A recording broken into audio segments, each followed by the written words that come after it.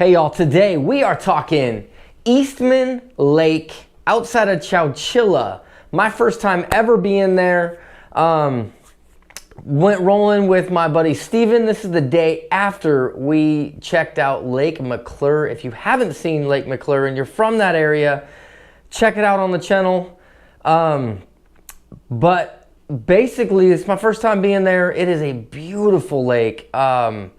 And to really top it off, to have all largemouth in there, we didn't catch a spot, we didn't catch a smallie, but to catch largemouth and to get a decent one at the end of the day, I mean, they've got them in there.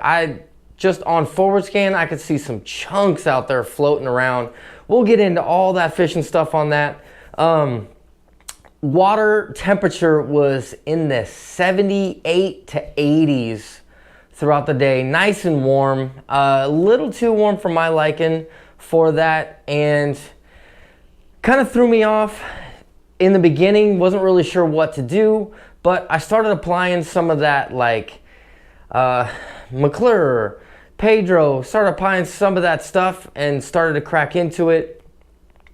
First thing in the morning, we ran to the one solo largest point in that entire lake because, well, I got no history, and when in doubt, start on the most main lake point you got. I had zero topography, so I had no way to know what anything was. Headed to that first point, you got all those rock boulders and all that stuff. Start heading down, if you're looking at the point, you go left. Started heading down that way. There was boats, tons of boats all day. I'm sure you guys are used to it. Kept going down that bank. I was actually throwing a glide bait. I was throwing the 6 Sense flow glider. Wasn't getting any reaction off of that. All the fish that I would see were deeper, and I couldn't get them to pull up on the glide bait. I picked up drop shot, threw it across some stuff. Wasn't getting them to go on drop shot either, and I was thinking, uh-oh, this is not good. Like, I'm completely raw on this boat or on this lake. We'll see how it goes, right? So we get going down a little bit, and then I noticed 3 fish off in the deep out into the abyss, and I picked up that A-rig. I picked up this A-rig, and I chucked this out there. It's got, it did not have thread fin on it like that one is, but it had rainbow shad on it. 3.8s and 3.3s for the teaser. I hooked that out there, and I'm reeling it in. All of a sudden, one of those 3, or all 3 of them actually came in, but one of the 3 smoked that thing, picked it up, ended up getting our first bite of the day. Then the relief was off of it. Then I could actually slow down, start fishing a little bit slower. And that kind of gave me that clue, like, hey, they're out a little bit deeper. They're not in shallow like I was hoping they would be. I'm gonna guess they probably stay out, especially with that water being in that 70s, 80s. That warmer water, they probably just want to stay down to stay out of that hot water. So then I picked that up and I start going down there, and instead of going down between like that 15 or less, I actually put the boat in like 20 foot so I could see up to like 10, 15 and down to like 25. It kind of shelves out or floors out right there. It doesn't keep going down. Get down that bank, ended up finding a rock clump with a bunch of fish sitting on top of it. That's when I picked up drop shot in the good old Sorry Steve. For those of you not familiar with my channel, because this is a lake that I don't normally go to, it is a flick shake and watermelon candy in the 4.8 size. They are on back order, and there's a reason why they're on back order. They're great baits. Picked up this drop shot, cast it out, dead sticked it, picked it up, boom, fish, boom, fish. Load them in there. My partner at the time was throwing, I believe it is Margarita Mutilator, MM3, in the Robo Worm in the 4.5 inch. I believe he might have been throwing 6, but I'm pretty sure it's 4.5 inch. Picking up some fish again off those rock clumps. Then that gave me the clues, right? That said, okay, This is what we need to work with. We've been fishing too shallow. Time to stay deep. Kept covering down the bank. Every time we found a rock clump that was in that like 15 foot, where the top of it was like no less, or it had to be deeper than 10 foot at the top of it, if not 15 or 20. Then we started going down the bank, and now we could start calling shots as far as being able to pick up fish. Still, after catching a good series of fish, wasn't completely satisfied. What I know, Eastman is known for big fish. So I said, you know, it's time. Let's keep moving. Let's start digging around. As we were idling out because of that 5 mile an hour zone, I was noticing on side scan in one of those deep channels, there was a tree in the deep channel and there was some blimps sitting around it. And I said, well, I wonder what those are. Picked up the trolling motor, dropped them in, looked in there. They looked to be bass down there, and giant bass in that really, really deep water, that like 40, 45 foot, like a creek channel with some trees. So I was like, okay, I don't have any of that stuff to try and dig out that deep of a stuff. The only thing I had was drop shot. I fired on those things. They didn't care much about it. So I told Steven, I was like, well, I know where the giants are, but okay, let's keep moving. Moved off to another rock point. Sure enough, caught some more fish off of that. Was like, okay, cool. Like, now we like really have a pattern, right? I got a whole area we caught fish from. We got another area we caught fish from. And then I believe he switched over to the watermelon candy, that flick shake at that point. And then he went back-to-back casts, I believe, on that after switching over to this. Then we decided we're gonna run and just kind of explore the lake. And as I was heading out, I decided, you know what, let's just run up the one creek channel that there is, major creek channel there is. So we run up that. The first area had a boat on it. Second area I wanted to go to had a boat on it. Third area I went to wanted to have a boat on it.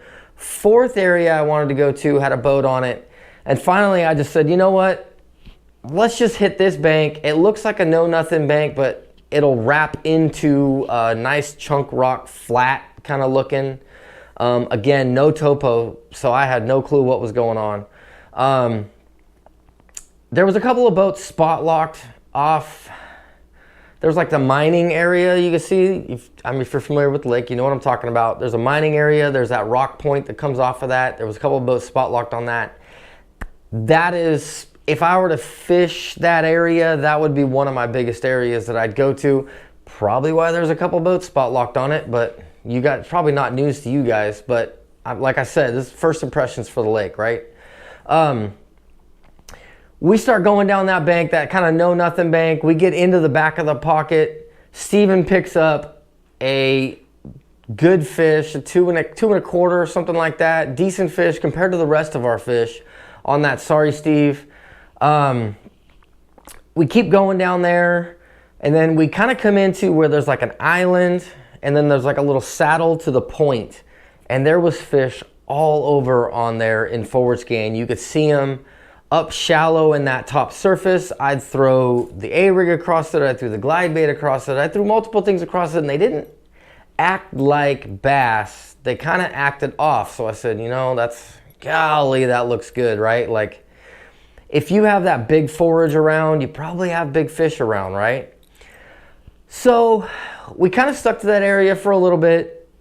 We went on the backside of the island. In the middle of all that, some wind picked up, and it just felt right, but we weren't getting bit. And lo and behold, I pull up the trolling motor because it's time to go, and Steven's like, oh, what's this? Sets the hook and fight on. All day, every fish that we caught was jumping as soon as you hooked them. And he hooks that thing, and he's fighting it and all that, and I'm kind of not really running for the net, not really sure what to put the trolling motor on. Then I looked at him and I was like, has that fish jumped yet? And he goes, no. And I was like, it hasn't tried to jump. And he goes, no. And I said, uh-oh. So I dropped the trolling motor in, ran back, got the net. I said, if all of them have been jumping and this one hasn't jumped, it's probably gonna be big. And sure enough, it was a little over 4 pounds, like 4.25, 4.5, somewhere around there. 4-pounder, and get it in the net, snap some pictures, awesome, cool stuff. Again, I think it was I really think it's because of that wind in that area. So now that we caught that 4, I said, all right, let's explore this a little bit more. We get down a little bit more to that point. I'm reeling in and I hook a fish, a giant fish, where I think I have bottom, and then it just, whoom, like one tail swing, just whoom, rip and drag, and then it rips off.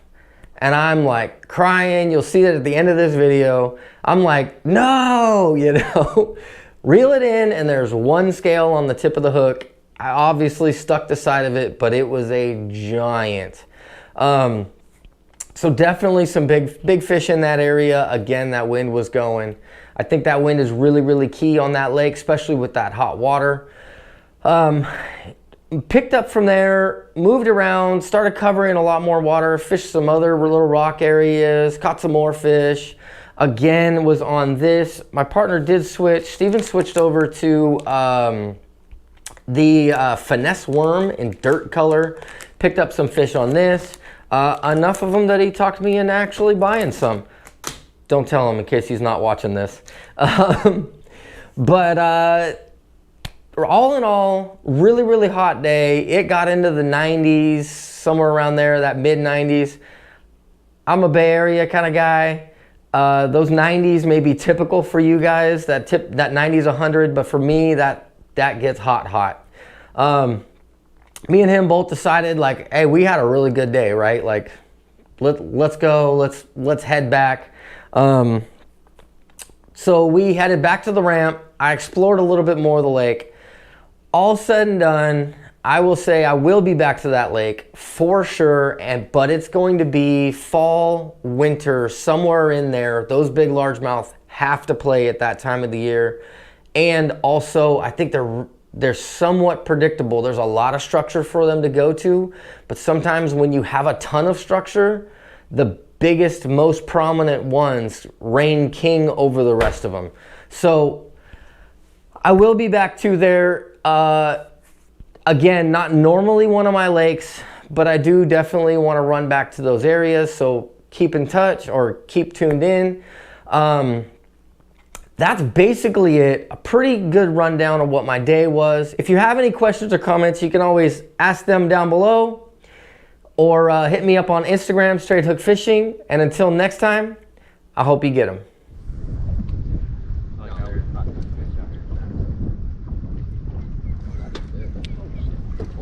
Oh, that's a fish. It didn't. No! You lost him? No!